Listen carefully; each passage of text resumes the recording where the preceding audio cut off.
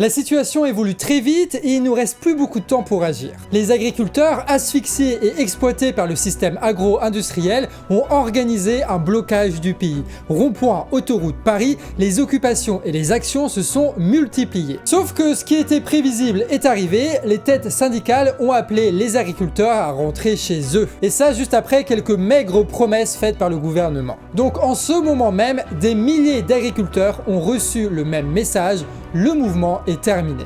Et là, ils réfléchissent à savoir qu'est-ce qu'ils vont bien pouvoir faire. Est-ce que oui ou non, ils vont être capables de continuer ce mouvement-là sans les syndicats? Pourtant, rien n'est réglé ni pour les agriculteurs, et ni pour nous en fait, parce qu'on est directement concernés par ce qui est en train de se passer. Les agriculteurs se font racketter par les Auchan, par les Carrefour, par les Leclerc quand ils vendent leur production, et nous, quand on achète cette bouffe, on se fait aussi racketter exactement par les mêmes personnes. Ces gars-là, ils s'entendent pour augmenter les prix, juste pour augmenter leurs profits. Il n'y a pas d'inflation, il n'y a pas de crise de l'agriculture, il y a juste des escrocs en bande organisée qui nous prennent tout, nous consommateurs et producteurs. Les petits et moyens agriculteurs sont sacrifiés pour que des groupes comme Avril, Lactalis et Coperle puissent exporter massivement leur production à l'étranger. Eh bien, nous aussi, nos commerçants, nos artisans et nos entreprises ont été sacrifiés pour que Total et LVMH puissent continuer à faire du fric. Dis-moi, elles sont passées où, nos usines? En France, quelques entreprises accumulent les milliards pendant que le reste de l'économie s'effondre. Les agriculteurs sont pris à la gorge par le gasoil et les factures d'électricité? Eh ben nous aussi, comme nos boulangers, comme nos kebabs, comme nos artisans, tous les commerces locaux ferment en France. Habite en ville et tu peux rien te payer. Habite en campagne et t'as rien à côté, donc t'es obligé de cramer ton salaire pour que Total puisse engraisser ses actionnaires. Et donc les agriculteurs doivent trimer toute la journée pour pas un rond à la fin du mois, tout juste capables de survivre. Eh bien nous aussi. Eux, ils veulent vivre de leur travail, nous aussi. Les agriculteurs sont seuls face aux dettes, aux paperasses, aux factures, aux lois, nous aussi. Notre vie ne doit pas se résumer à quelques chiffres et à un formulaire. Tout le monde en France ne fait que payer, payer, payer, mais au final, on a de moins en moins de choses. Il n'y a plus de chômage, il n'y a plus d'aide, il n'y a plus de postes, il n'y a plus d'hôpitaux, il n'y a plus de médecins. En fait, on a l'impression de plus vivre dans un pays, mais dans une gigantesque entreprise où on nous demande une chose, travailler comme des bêtes de somme pendant que le con de patron est en train de jouer les rois en Suède. On nous isole, on nous sectorise, et il faudrait surtout pas se parler. Et de toute façon, on n'a même pas le temps de se parler. À peine le taf fini qu'il faut déjà rentrer pour préparer la journée de demain. Les agriculteurs d'un côté, et puis les quartiers, et puis les citadins, et puis les périurbains, on est tous différents, paraît-il, hein.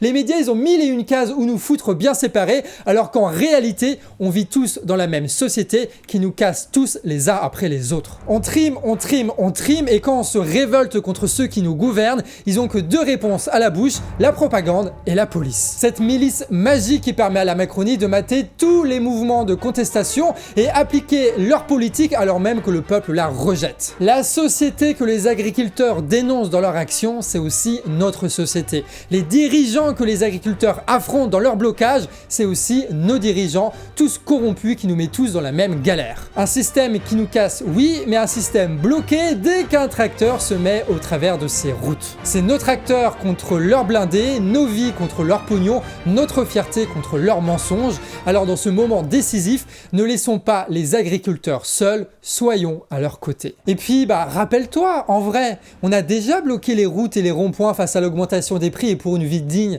On a déjà été des millions l'année dernière contre la réforme retraite, contre les violences policières et contre la guerre. Et encore aujourd'hui, on est encore là à soutenir massivement par millions nos agriculteurs. Ils nous disent séparer, mais en réalité, à chaque fois, on agit de la même façon pour essayer de les bloquer, les entraver, pour contester ce gouvernement. On sait faire tout ça. Alors n'arrêtons pas le mouvement des agriculteurs et multiplions les mouvements du peuple. Comme nos agriculteurs, nos pêcheurs, nos ouvriers du bâtiment, bloquons des routes, des ronds-points, des rues et occupons des places publiques pour qu'on puisse se parler et préparer nos actions sans que des représentants syndicaux décident à notre place et négocient en douce avec le gouvernement. Faisons comme les Strasbourgeois par exemple. L'autoroute pour eux, c'est devenu un grand lieu de rencontre festif où peut s'organiser la suite du mouvement. Comme la Confédération paysanne, organisons des opérations caddie gratuits. D'ailleurs, ils bloquent avec d'autres des plateformes de Leclerc, mais il y en a des tonnes des supermarchés, il y en a plein des industriels, la liste des racketteurs est très longue en France. Nous sommes capables de bloquer le flux de marchandises qui permet aux seigneurs de l'agriculture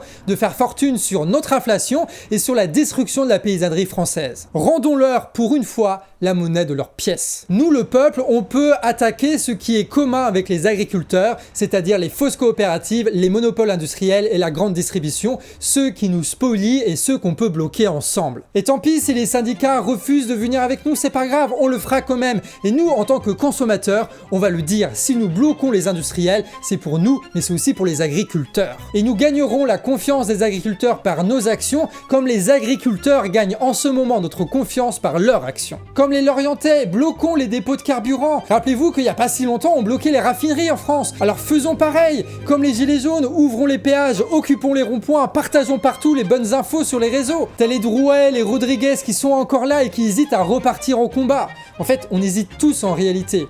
Il suffit que quelques-uns y aillent pour que ça reparte. Comme les salariés d'EDF et l'Éducation nationale, faisons grève pour l'augmentation des salaires. On est tous à bout vampirisés par quelques entreprises et c'est juste plus tenable là. Leur profit, c'est nos galères, mais sans notre travail, eh ben ils ne sont rien, alors faisons grève. Et t'imagines si tout ça se faisait en même temps? T'imagines si on formait partout des assemblées pour organiser ces actions, où on pourrait tourner pour assurer les blocages stratégiques, où on pourrait se parler entre les villes pour organiser de grandes actions en même temps? Et t'imagines si on arrivait à avoir le temps de discuter ensemble pour avoir une analyse commune et des revendications communes. À force de discussion, à force de débat, qu'on arrive à avoir la même idée en tête et qu'on était des millions armés de tracteurs avec cette même idée. Alors qu'ils nous envoient leurs journalistes à la con, leurs éditocrates bourges qui nous méprisent, ces traîtres qui soutiennent le lundi et condamnent le mercredi les mêmes actions en fonction du vent, on s'en fout. De toute façon, on a nos médias, on a nos réseaux, on a nos bouches à oreille, on parle et on ne se laisse plus faire. Et en plus, on a face à nous un mouvement agricole qui est européen. Regarde ce qui se passe en Belgique, aux Pays-Bas, en Allemagne, en Espagne, en Portugal, en Grèce. Ce qui est amorcé aujourd'hui avec ce mouvement des agriculteurs ne se terminera pas avec ce discours minable de la FNSEA. On a déjà été des millions l'année dernière à agir, on a déjà manifesté, on a déjà bloqué, on a déjà multiplié les actions et déjà à l'époque c'était historique et on peut le refaire aujourd'hui. Sauf que cette fois, changeons juste une petite chose, agissons tous en même temps. Il faut se rappeler, les Gilets jaunes, il n'y a pas eu de décision prise par des gens au-dessus de nous pour nous dire « Ah, manifestez et tout !» Non, il y avait une électricité dans l'air et des semaines de petites actions jusqu'à ce qu'à un moment, on se dise « Ok, c'est le moment ». Et ce moment-là, il peut revenir. Il va revenir différemment, mais il peut revenir. Alors, on a fait un tract disponible en description. Tu peux le dupliquer et à partir de là, il t'appartient. Tu peux changer les phrases, les heures de rendez-vous, le QR code, adapté pour qu'il devienne ton tract, ton affiche, celui que tu vas pouvoir partager facilement à tes proches, à tes collègues, tes anciens camarades de lutte sur tes réseaux et même tu sais sur les vieux groupes Facebook, les vieilles listes mail, les vieilles conversations qu'il est temps aujourd'hui de réanimer. Un tract et un discours, de quoi amorcer quelques bonnes conversations et avoir des gens autour de soi qui sont déterminés. Et certains voudront faire des actions devant les supermarchés ou dans les supermarchés.